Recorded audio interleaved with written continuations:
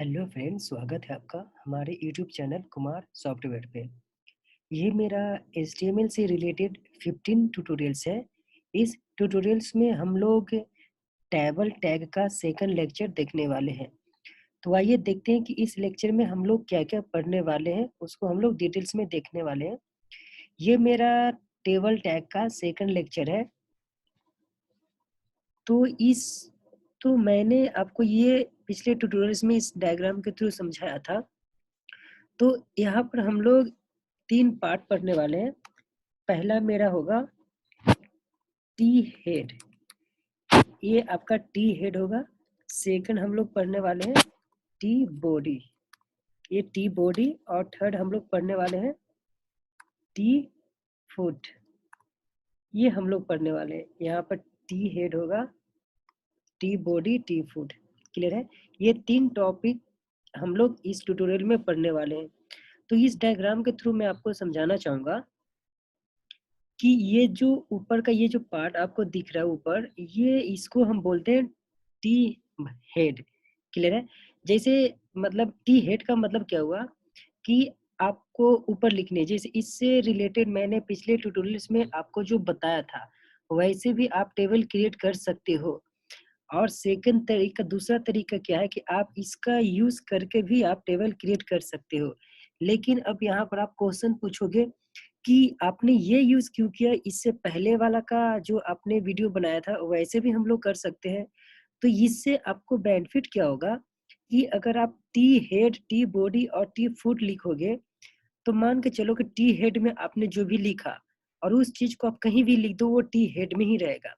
T head का मतलब होता है कि आपका टॉप, ऊपर का जो पार्ट होता है, इसको टी हेड बोलते हैं। यहाँ पर देखो, ये जो ऊपर का जो पार्ट होता है, इसको टी हेड बोलते हैं। ये जो बीच का जो पार्ट होता है, इसको टी बॉडी बोलते हैं। मतलब टेबल बॉडी, टेबल हेड। और सबसे नीचे का पार्ट होता है, उसको हम बोलते हैं टेबल फुट, मतलब टी फुट। तो आइए इसको हम प्रैक्टिकली देखते हैं, इसका यूज़ क्या है। तो ये मैंने प्रैक्टिकली आपको पिछले ट्यूटोरियल्स में बताया था, जिसमें हमने स्टूडेंट का रिकॉर्ड स्टोर किया था। यहाँ से मैंने 2 एट्रिब्यूट्स को हटा दिया है, नेम और सिटी को। बाकी आपका सेम यही है, आपका जो पिछले ट्यूटोरियल्स में हमने प्रैक्टिकली किया था। तो यहाँ पर मैं क्या करने जा रहा हूँ कि ये जो ऊपर का पार्ट है, इसको हम लोग टी हेड में डाल देते हैं। मतलब कि ये जो पार्ट है नेम और फी, इसको हम लोग टी हेड में डाल देते हैं। इसको टी हेड हम लिखते हैं। और इसको यहाँ पर मैं टी हेड को क्लोज कर देता हूँ। आपने टी हेड यूज किया, टी हेड को क्लोज किया, आपने वहां पर ओपन किया, यहाँ पर मैंने क्लोज किया। मतलब कि ये जो नेम फी, ये जो टी आर के अंदर में टी एच मतलब क्या है? Table heading. जो मैंने पिछले ट्यूटोरियल्स में ये दोनों के बारे में डीप में बता दिया था। टी आर आपका टेबल रो है, टी एच आपका टेबल हेडिंग है। तो ये इसके अंदर में मैंने टी एच लिख दिया। टी एच का मतलब क्या हुआ? टी हेड का मतलब क्या हुआ?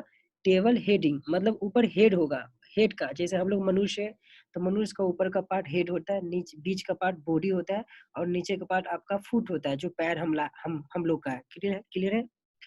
अब ये जो यहाँ से इसके बीच का पार्ट को हम बोलते हैं टी बॉडी। ये इसको टी बॉडी में लिख देते हैं।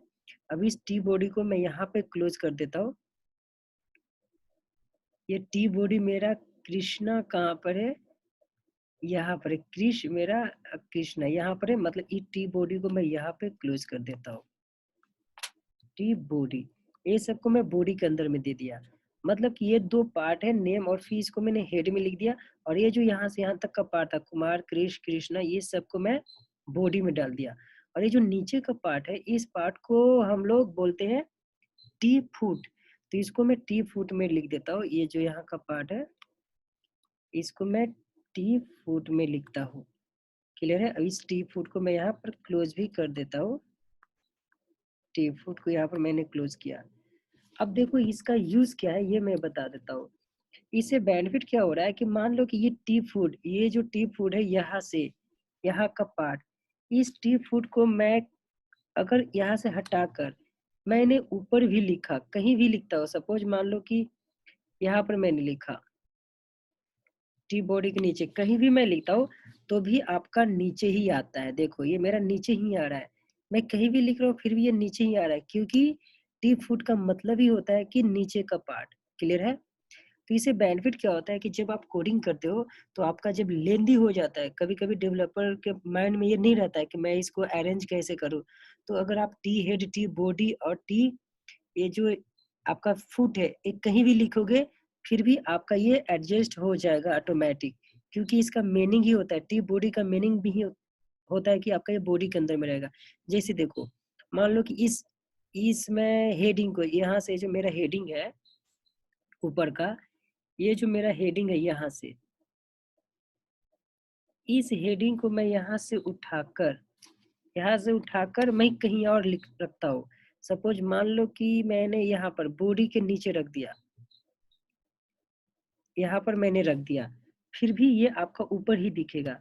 देखो फिर भी ये मेरा नेम और फी ऊपर ही दिख रहा है क्योंकि ये आपका रिप्रेजेंट कर रहा है, टी हेड आपका रिप्रेजेंट क्या कर रहा है कि ये ऊपर ही होगा आपका।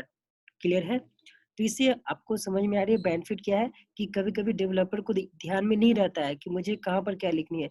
तो अगर आप टी हेड के अंदर में जो चीज़ लिखोगे, वो आपका टी हेड में ही रहेगा। आप कहीं भी लिख दो, अरेंजिंग कहीं भी कर दो, टी हेड में ऊपर ही दिखेगा। तो ये यहाँ पर इसका बेनिफिट होता है। अब मैं इसका कलर भी चेंज कर सकता हूँ। सपोज मान लो टी हेड, टी बॉडी और टी फूड का कलर चेंज करनी है, आप यहाँ पर कलर भी चेंज कर सकते हो।